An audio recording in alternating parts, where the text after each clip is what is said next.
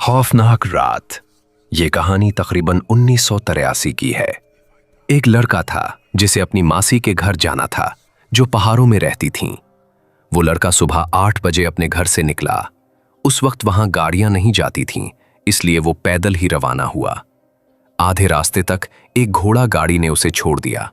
उसके बाद उसका असल सफर शुरू हुआ, पहाड़ों के दुश्वार गुजार रास्तों से। चलते चलते रात हो गई। अचानक उसकी नजर एक ज़ियारत पर पड़ी। वो अदब व एहतराम के साथ ज़ियारत पर गया और सलाम किया। वो लड़का मुसलमान था और मुसलमानों में ये अकीदा पाया जाता है कि ऐसी ज़ियारत पर अल्लाह के नेक बंदों की वजह से रहमत नाजिल होती है। सलाम करने के बाद वो दोबारा अपनी मासी के घर की तरफ चल पड़ा। अब उसे एक पहाड़ी चढ़नी थी। दूर से उसने देखा कि आग के गोलों जैसे कुछ नजर आ रहे हैं, जो उसकी तरफ बढ़ने की कोशिश कर रहे थे, मगर करीब नहीं आ पा रहे थे। वो लड़का पहाड़ी के दामन से गुजरता हुआ आधी रात के वक्त अपनी मासी के घर के दरवाजे पर पहुंचा। उन दिनों घरों पर बाकायदा गेट नहीं होते थे, सिर्फ लकड़ी के दरवाजे होते थे। उसने अपनी मासी को आवाज दी। सब सो चुके थे, मगर कुछ देर बाद उसकी मासी ने आवाज सुनी और पूछा, कौन है? लड़के ने जवाब दिया, मैं आपका भांजा हूं। ये सुनते ही उसकी मासी फौरन बाहर आईं। दरवाजे पर ही उसे गले लगा लिया और अंदर ले गईं। लड़का बहुत भूखा था, तो उसके मौसा ने फौरन एक मुर्गी ज़िबा की। उन दिनों घरों में ये सब आम था।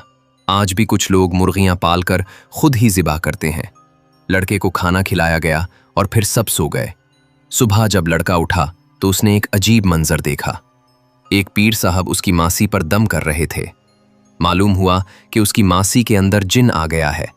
जब पीर साहब ने जिन को हाजिर किया तो उससे पूछा, तो उसके अंदर क्यों आया है? जिन ने जवाब दिया, ये लड़का रात के वक्त ज़ियारत पर आया और सलाम किया। हम जिन्नात वहाँ पहरा देते हैं।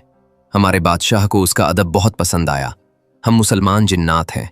बादशाह ने हुक्म दिया कि उसे उसके घर तक हिफाजत के साथ पहुँचाया जाए, और जब तक ये घर के अंदर दाखिल न हो जाए वापस न आना, ताकि कोई बुरा जिन उसे नुकसान न पहुँचा सके।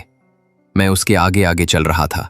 पहाड़ी पर चढ़ते वक्त कुछ बुरे जिन उसे डराने आए, मगर मैंने उन्हें करीब नहीं आने दिया।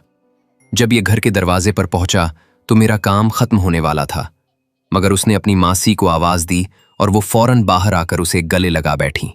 चूंकि मैं उसके आगे था, इसलिए मैं उसके अंदर दाखिल हो गया। अगर वो उसे घर के अंदर गले लगाते तो मैं वापस चला जाता। पीर साहब ने फरमाया, हम जिन्नात को देख नहीं सकते, इसलिए जो हुआ अनजाने में हुआ। अब तुम उसके जिस्म से निकल जाओ। जिन ने कहा, एक बकरे का सर लाकर किसी दरख्त के नीचे रख दो और पीछे मुड़कर मत देखना, मैं उसी वक्त निकल जाऊंगा। पीर साहब और घर वालों ने ऐसा ही किया। जब वो वापस आए तो मालूम हुआ कि जिन निकल चुका है और मासी बिल्कुल ठीक हो चुकी हैं। अगर आपको ऐसी खौफनाक और सबक आमोज कहानियां पसंद आएं तो वीडियो को ज़रूर शेयर करें, ताकि चैनल को ग्रोथ मिले और मज़ीद दिलचस्प कहानियां आप तक पहुंचती रहें।